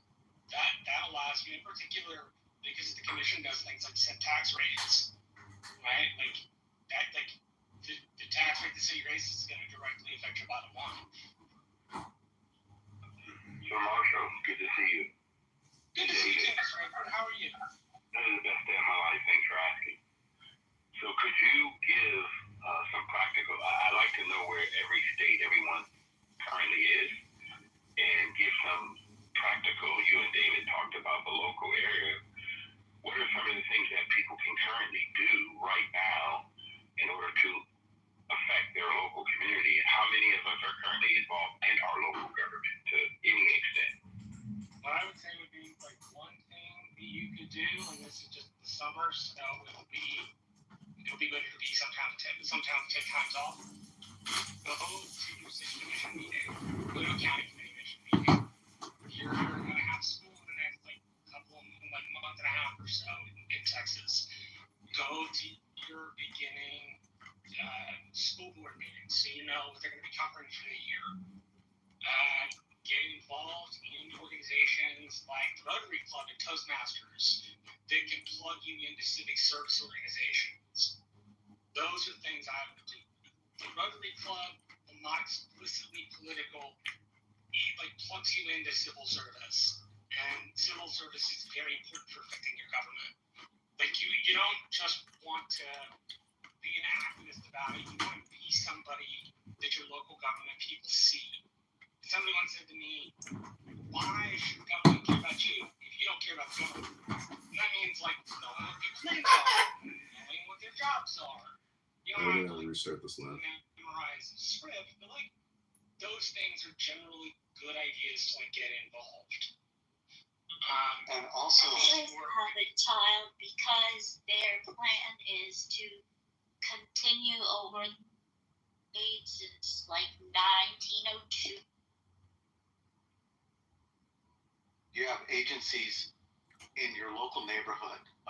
It sounds stupid, but you go to your community, form a community council of your neighborhood. Allow any citizen who's genuine to come in there, voice their complaint. Now you have access to your city councilman. As a group, you have more of a voice than you would just writing a letter from your house. And you can find out what funds are available that can be directed to your neighborhood to solve problems, to build sidewalks, to correct whatever's going on in your neighborhood. And that way, on a small level, you're getting things done for people who need help locally. And then in an election year in my city, when there's candidates and out for review, they allow public speaking. So you can go to those meetings and raise issues personally yourself and get them on record. And newspapers, social media outlets, they need to publish stuff. You can call them with information. You can give them information in a way that they can write an article or an editorial and actually get your information out there. And I did all those things and we made changes. A couple of other things that shouldn't go without Well, saying. hold on real quick. Before you go to your Chamber of Commerce or a Rotary Club or a school board meeting, city council meeting, you should understand one thing. There's already a culture and a consensus amongst the people that go there regularly. If you show up on day one without a plan and you're just going to show up and be the contrarian, you're not going to win anyone over. What I would argue, the best thing to do is to go ease in, meet the people. Don't tell them much about you in the beginning. Try to learn about them. And then go find your like-minded people that are not attending these, and you bring them with you. And then once you have, even if you had 3 people, you have 3 people that show up at these things. Now they can't bully you as easily because you have people that can co-sign for your shit. So when you start talking about things, if somebody says something, they present something that you just know is absolute horseshit, you can say, and don't just tell them, hey, that sounds like bullshit. What you do is just go, yeah, I don't know if that's exactly true. Can you continue? And you let them continue. And then what you and your crew do is you look at each other confused, like, what is this person talking about? And then you slowly start winning over the crowd. And you figure out which people you'll never win over. And you find out the people that are just there to make friends. And those people you can win over just by being likable. If you go there and you take 2 personable friends with you, and you guys are the ones that are laughing and having a good time and talking about interesting shit, the people that don't really have strong opinions are going to gravitate to you. And then what you're talking about, you're going to be a bigger influence on them. If you show up alone, you're going to get chewed up, and I don't care who you are. And you do need to do your homework. Guys, what Roger just said, this is what we do in California, what I've done, and my wife and I continue to do. We have California Strong Patriots. We are part of the voter ID program here in California. We're also part of Project Accountability. We're part of 1826. It's called. Right now in California, there's a bunch of people that get ready to turn 18. But the first time they get the right to vote is in 2026. We want them to vote red right now because we want to split California from blue to red. So these are the kind of things that we need to do. So everyone can get involved, but like Roger says, talk to someone locally who is, and listen to what he said, guys. Make sure you have a game plan because you have some people who have been on these boards for years. They love their power, they love their position, but more importantly, you can go there, and a lot of them are not computer literate. They don't know how to read all of the analysis of the voting things in their community, and you can come in and just help them. And that's what my wife and I have done. We help them with letters, make sure that the voting rolls are clean and everything else. Just whatever you can do to help them. Win friends, influence people, and help you solve a lot of things in your local community. And that person, when they end up going to the state house, they'll bring what happens locally to the state house, and hopefully, when they get to DC, they can have it locally to the Congress or to the Senate. So something that we're trying to change here. I couldn't agree more. I think both you and Roger have hit nails on the head. I just want to repeat something you shouldn't say. Don't ever get up in front of a group of people, school board, city council, and go, I pay your salary.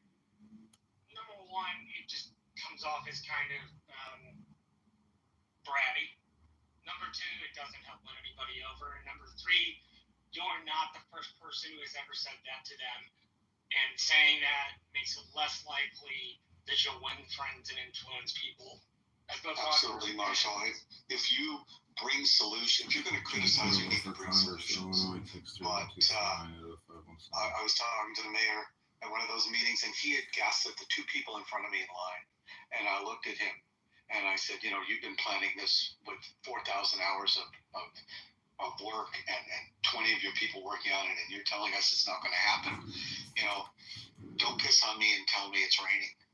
And the guy pivoted. I never saw a politician pivot. So I said, I want to come to your community. I want to walk the streets with you. And he did it. And we had a community meeting.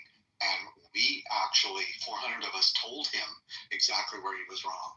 And he thought he could just win over the community. But we were organized. And we won.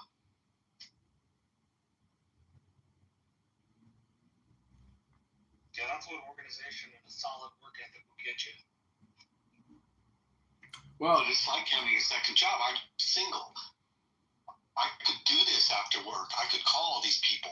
I could imagine if I had a family and children. Who has time for that? And that's part of the problem. Well, David, Marshall, let me ask you a question. Do you think spending $10 billion a day is sustainable? If we're taxing $7 billion worth a day and we're borrowing $3 billion a day, do you think we could get by on spending, let's say, even $4 billion a day? What demands $7 trillion in annual spending? Why can't we get away with spending $4 trillion a year? Do we ever plan on paying back the debt, or are we just going to continually, slowly, and sometimes dramatically increase the debt? We do have members. We have Thomas Massey. We have Rand Paul. These are patriots. We have Chip Roy. We have many Republicans who are fiscal hawks and want to cut this borrowing and the spending.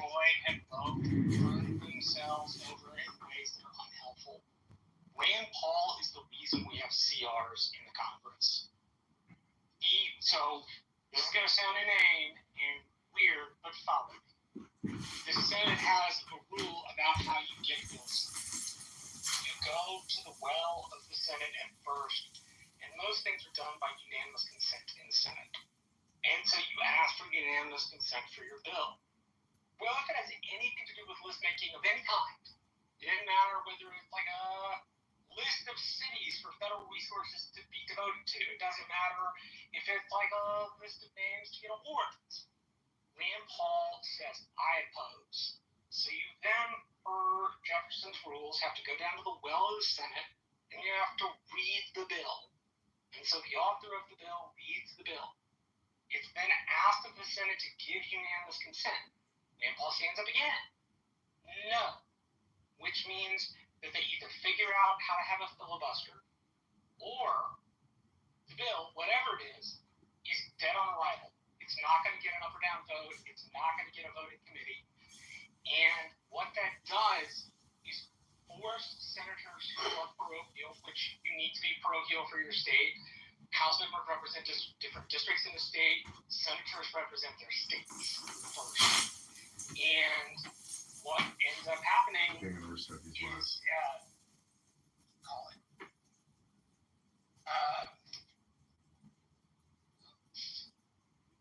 we go. What ends up happening is you got what's called airdropping in things. So you get these big omnibus bills that budget bills just shove together, and you get pork in these big omnibus bills. And the reason you get pork in these big omnibus bills is because of Rand Paul's unwillingness to take an up or down vote on any legislation put in the chamber. You are more than welcome to like Rand Paul. I think Rand Paul is the only reason we have continuing resolutions in Congress. And I think he's the only reason we don't operate by regular order, aside from the fact that it's politically convenient. The only bill I know that passes unanimously is about whether you put a comma or a period within a sentence structure. Nothing of value. No meat, no nothing, nada. Tell me one, Marshall. Off the top of my head, I don't know off the top of my head because I was thinking Chris was about something entirely different. But I will tell you what my brother has told me many a time. The idea that Congress didn't get anything done is just not true. A lot of the time, they voted unanimously with the House and the Senate. It's over the most contentious issues. They can't seem to do things. It's over economical considerations of states. They can't do things. Look, I'm not saying don't. Marshall, here's something that's really interesting along these lines, right? You have people on this app that pretend to be really interested in politics, right? When you talk to them about, oh, okay, can you name your state congressional member? Your district is congressional member. Can you name your state senators? The level of interest that they actually have in these things is quite low. This is why we talk about the celebrity wing of Congress. This is where the AOCs and the Rand Pauls, they get some attention. The Nancy Pelosi's, everybody would give them attention. The people that do the work, that really do the work, that are writing policy and arguing about this stuff, nobody even knows who the fuck they are. Like, and I would even guess that the celebrity wing, nobody's really inspecting what they're all about. I would, and again, I don't need a show of hands, and I don't need anybody to argue that, oh, that's not true. But I just hear me out and just ask yourself if this is true of you. Have you ever went and looked up your congressional representatives' voting record in Congress? Have you ever looked at what they voted yes for, what they voted no for, what they voted, responded as present or abstained? Please go look at that stuff and then get a more clear picture of who your representative is. Because I don't think, actually I know, it's less than 1% of this country that actually digs into this shit. And here's the thing, if you show up and you know the rules, you're going to be able to set the agenda. So all of the people that say, it's out of my hand, what can I do? There's a lot that you can fucking do. If you were to influence, let's say you have influence over 10 people in your district. Doesn't sound like a lot. But if those 10 people were to write similarly worded emails or physical letters to their representative, those letters in their mind represents a multiplier of people in that district. And so you do have a lot more say than you think. You can also participate in conversation on online forums. That's less effective, but show up to these things and make yourself look bigger than you are. Here's what you do. You want to show up to a rally where your congressional members are going to speak at? Find all of your friends and family and tell them, hey, look, just come and hang out. We'll go do something fun after, whatever fun means in your world. Maybe go to the bar. But you tell them, just come with me. And then when they show up, give them all a pre-printed T-shirt that has whatever slogan that you give a shit about, and make sure that where the cameras are at, that you guys are positioned there, and you can make 8 to 10 people look like 1,000 people if you know what you're doing. And this is the way that you actually influence policy. If you think about when people talk about the Tea Party, right? If people talk about the Tea Party like they know what the fuck they're talking about. I don't know if you guys know how it got started. The rant by Santilli that led to people being inspired to say, yeah, I'm going to organize protests. One such protest happened in Seattle back in, 2009 maybe? And it was called Porculus. It was organized by somebody that I know very well, Kelly Corinder. You can look her up. She was the first person to organize a Tea Party rally. 120 people showed up. I want to repeat that. 120 people showed up. Now that's pretty good for somebody that at that time nobody knew. She was 31 years old. She wasn't super experienced. She had a degree. She was charismatic. But she got 120 people to show up. Now in the grand scheme of things, in a country of 350 million people, that's not a lot of people. Now, it's tough to get 120 people to show up, believe me. But that 120 people lit the fucking match And then all of a sudden, the news couldn't shut up about it. We're in 2025, and people still reference the Tea Party. Now, sadly, they reference what the Tea Party became and not what it started as. When it got hijacked by the people that were, lifers in the Republican Party, which was what it was not intended to be at all, when they started doing rallies where they had sitting politicians speaking at the rally, that's not what it was about. This was about normal folks saying, we're mad as hell and we're not going to take it anymore. I want to remind you guys that one guy made a passing comment in a rant online, and an organizer in the city of Seattle got 120 people to show up, and the Tea Party movement was born. You can fucking do more than you think you can.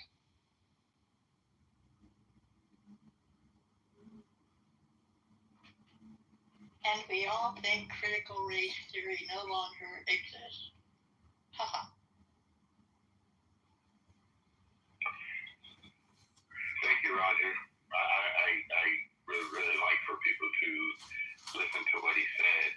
You do need to go to your voting records of your elected officials in your community. If you want, I use my Safe Vote. It gives you all of their voting records on a regular basis. I also use the Christian Coalition magazine, which gives us a great outline of how their voting records is, what they voted for in the past, and what they're proposing to vote for in the future. You need to be well aware of these things. Unfortunately, a lot of us who claim, like Roger said, that we are politically astute or we are people who really want to help change the government, we're really not involved because we can see it clearly. We go and cast a vote, but voting is only one part of the American, what I call the experiment. But if we all got involved locally, really involved, we could really, really go and get some things accomplished and change a lot of these things. But because we don't have that much participation, and like when Roger starts speaking, Roger knows this. Guys, a lot of these spaces on Clubhouse and the other platform, they're only drama rooms. But when you really get down to the nitty gritty and you talk about the Constitution, the Bill of Rights, Declaration of Independence, the Federalist Papers, you're not going to have a lot of people in those spaces. And the reason why is because most people think it's boring, but they don't realize that's how you save your life. You got to have information. If you don't have information, you'll be destroyed. That's how they can take advantage of you. So I'm looking at this Vote Smart, and I'm looking at the gentleman that I'm running against, Darren LaHood. And it's interesting, you can sort by issue, and it's incredible how many HRs they actually vote on. And so thank you for sharing that, because I'm going to create a video. I already did a open secrets video about all the corporations that he works with, but I'm going to shoot a video with regards to this Vote Smart. Yeah, in America, if you do that specifically for your state, you're going to get a lot more traction from your videos. And the reason why is when you start focusing just on your state, like we have 58 counties here in California.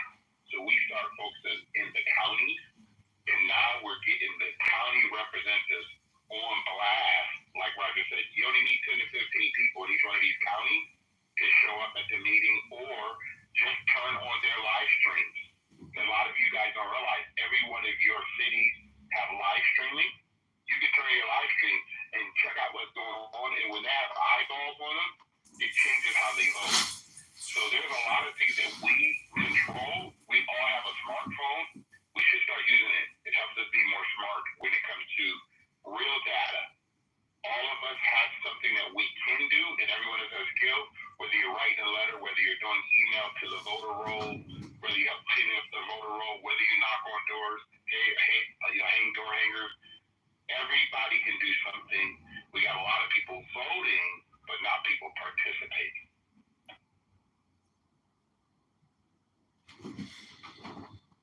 Yeah, so I mean, I use X a lot. I don't know if anybody here uses it, but my profile is John Kitover, IL, Illinois. And it's really interesting, the merger between AI, Grok, and X as a platform itself.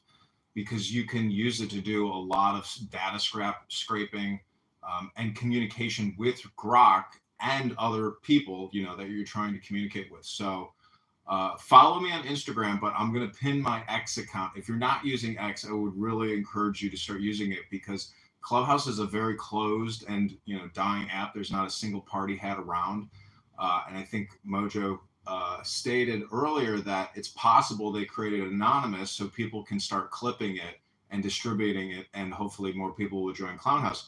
But I want to run this campaign using Clubhouse. So if I hire AI content strategists in the top 10 towns in this district that I'm running in, I want them to come to Clownhouse and talk about their economic situation, their ambitions. I want to bring real people in who are working for their campaign and use it here on this app, because this is a free conference call. So anyways, click the Instagram link above now. Text me at 312-498-0517 if you want to help the campaign, if you want to contribute $10, or if you want to follow me on X and you want to repost some content, or if you want to create some content that you want me to repost, text me at 312-498-0517. That's my direct cell. And I hope you will join the campaign to get me into Congress so we can doge Darren the Hood and these multi-trillion-dollar debt creators. What cities are in the district you're running for? Rockford, Illinois, Bloomington, Normal, Illinois, Peoria, Illinois, Quincy. There's about 600,000 people in the district, and it's small little towns. 15,000 people, 5,000 people, 4,000 people. I mean, small little towns, and these are people who absolutely have no voice whatsoever. And so I want to amplify their voices, because I know that Darren the Hood does not really give a fuck about them. And he doesn't, he just puts out propaganda videos of him shaking police officers' hands, veterans' hands. The guy has created $20 trillion in debt in 10 years. Every year we create $2 trillion in debt. He's been in Congress 10 years. That's $20 trillion of voting for debt creation. $20 trillion. Microsoft is valued at $4 trillion. He created 5 Microsofts out of thin air. And that's not just a little problem. That is a catastrophic civilization-ending problem. Are you near Charlotte Boy in Traverse City, Eliana? You know where I'm talking? No, I don't know. Money talks. It was. That's why. Yeah, it's true. I mean, the people who win elections, they are able to buy millions of dollars in Google ads, Meta ads. They have very sophisticated online ad targeting operations. They're constantly putting out content, and they have a huge team. I'm just one guy with a decentralized group of people on Clownhouse that used to hate me, but still probably hate me. And the fact that Marshall and David, every time you bring up a bigger issue, they always give you back the micro, which is get local, go to your local parent-teachers association. No, that's not how we fix the bigger problem. The bigger problem is in Washington, D.C., and it is your congressperson or your senator who keeps creating omnibus multi-trillion-dollar acts. This is theft and fraud against future generations, and it's huge financial giveaways and huge windfall profits for the recipients of these multi-trillion-dollar acts, let alone the amount of fraud it creates. The PPP package, that loan, was $1.8 trillion in fraud. A lot of Clownhouse scum on this stupid app. A lot of these people got hundreds of thousands of dollars in federal loans. And it's, the recoupment rate on all that fraud it's next to nothing. So we are the problem. These acts and all this money we create out of thin air and give away is the problem. So hold on real quick, Andrew. I just want to say, I agree that you need to speak to the people that are spending all this money. That being said, this is where I disagree with you and where I do agree with Marshall. The local scene, what you get there is you get the small wins. You build a bench of people that believe in these issues. They start getting the small wins, but then they also build up this credibility cocktail where they can move upstream. the reason why you don't see people with ideas like yours or mine winning at the state level is because the people that win at the state level are identifiable because they were a known entity that was winning at a lower level. And so I would say that there's people like yourself that have to take the fight, to the top, but you also need people like Marshall that are going to attack it at the local level. Because you do need to build a bench and you need to build credibility, because unfortunately, it's not just the idea that prevails. Most people that vote, they look to see which way the wind is blowing. Most voters, they only care, this is going to sound crazy, but it's true and the data will back this up. They want to know who's going to win so they can vote for it. If it's close, and this is why we're so divided right now, is that when it's close, then people don't know who's going to win. They have plausible reason to believe that their candidate that sides with them can win. And this is where you get them, clinging more to the issues that they care about. But back in the day when it wasn't close, when Ronald